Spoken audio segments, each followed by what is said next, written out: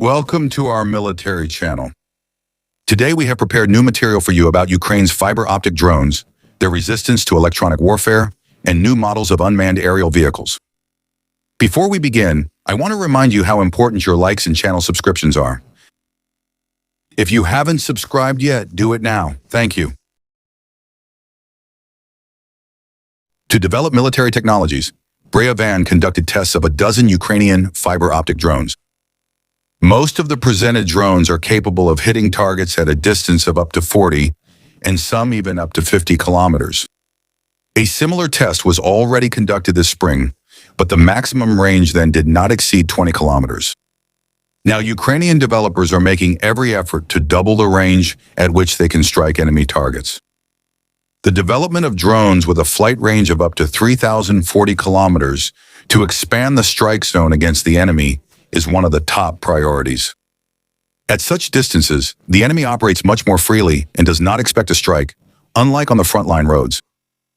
The main advantage of fiber-optic drones is their resistance to electronic warfare and their ability to strike targets that can only be reached by passing through a network of enemy trenches. A radio-controlled drone loses connection during such missions due to line-of-sight limitations or terrain irregularities. Creating fiber-optic drones with a range of more than 40 kilometers is a complex task, because increasing the cable length requires a larger and therefore heavier spool of fiber-optic cable. This reduces the payload that the drone can carry. Another problem is choosing the right media converter that can correctly transmit the signal over long distances. During the tests, specialists from Fiber-Optic paid attention to the tactics of using drones.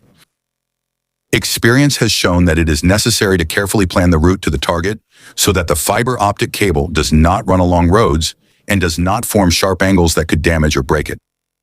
For example, if a drone flies over a road and the cable lies on the roadway, it only takes a car passing by for the signal to be lost, with a probability of about 95%. Wind can also interfere with control if it lifts the cable and it gets caught in the drone's propellers. In this case, the cable gets cut and the connection with the drone is instantly lost.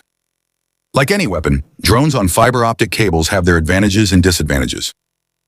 The main advantage is the ability to effectively carry out missions in areas where enemy electronic warfare is active and where other drones are ineffective.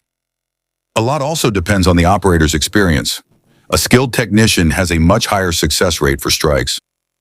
At the Fiber-Optic event, a modified twin-engine kamikaze fixed-wing drone from Drone Rescue Systems was showcased, featuring fiber-optic control with a range up to 50 kilometers. This drone is considered one of the best in its class. Stalny Shershny developed the kamikaze Drone Rescue Systems with support from another firm handling fiber-optic systems.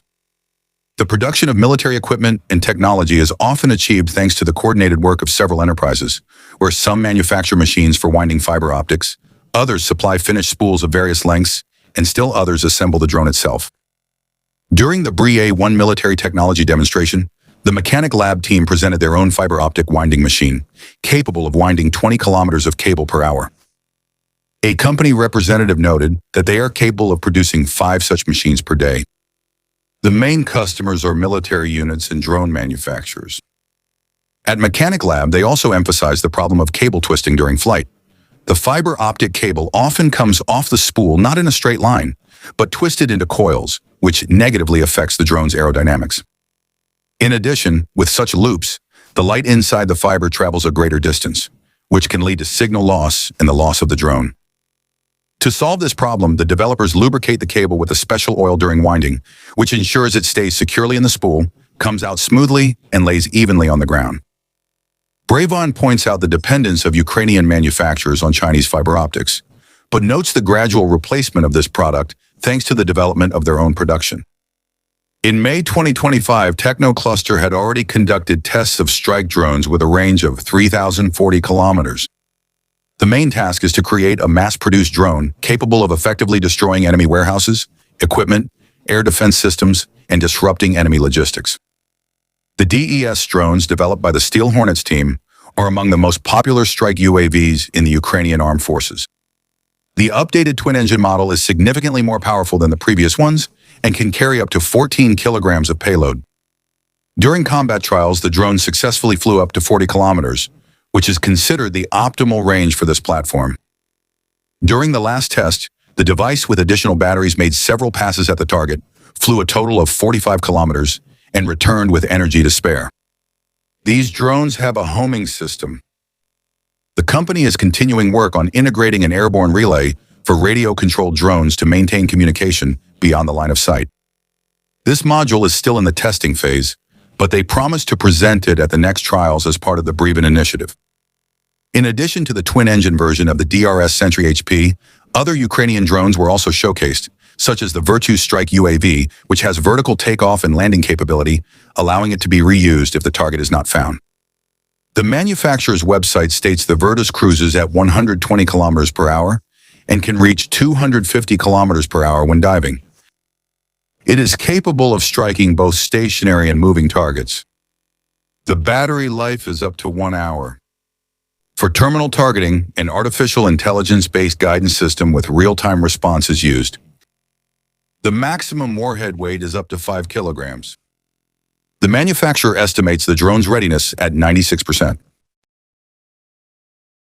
The Airfo drone is presented in two versions, an interceptor and a long-range reconnaissance UAV. The reconnaissance version is slow, with up to 3 kilograms payload, while interceptors are faster, reaching 200 kilometers per hour. They can destroy aerial targets and are made to counter enemy reconnaissance drones. The warhead of the Airfo interceptor weighs up to 1 kilogram. The combat use of these drones is planned in the coming weeks, with continued improvement of the guidance systems in close cooperation with the military. The Kamikaze Strike Drone Frontier, with a combat payload of up to 4 kilograms, is capable of flying autonomously in radio silence mode thanks to its built-in navigation. It approaches the target unnoticed, after which the operator, receiving a real-time video feed, strikes the target. The manufacturer strives to ensure high mobility and ease of operation for the Frontier system so that the crew can quickly complete missions and safely leave the battlefield. The system fits into a small minivan and includes 2 relays and up to 8 strike drones. A crew of 3 to 4 people efficiently operates the drones from a safe distance.